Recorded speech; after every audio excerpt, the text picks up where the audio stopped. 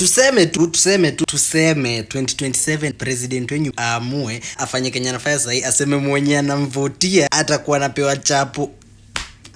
Kama mlikuwa mnategemea vote yangu tubadilishe nchi, poleni, mtanisamee, sio mimi. It's not you, it's me. Unajua mimi hata sana nimekaa nikafikiria president wenyu labda atakuagi mbaya, ni si ndo to visualize ni mse ako na vision. Chapo mse, mtanisamee, kama atapeana chapo hiyo 2027 mimi ameninasa. Itabidi hiyo nchi sasa tumebadilisha huko 2032. Acha apeane chapo zake aende. Mimi kura mlikuwa mnategemea kura yangu na chapo zinapeanwa, poleni. Ametua anapeana chapo 10 kila siku ukimvotia, chapo 10 breakfast lunch supper 3 na tumebakisha moja, poleni.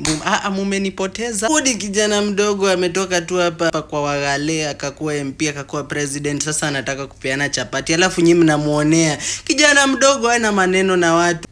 Mimi hata nakuwa emotional, sijaona president mzuri kama huyu. Ukipeana in case uone hii video Mr. President, ukipeana chapo kura yangu ni yako. Chukua. Sitaki kura yangu, chukua, nimekupea.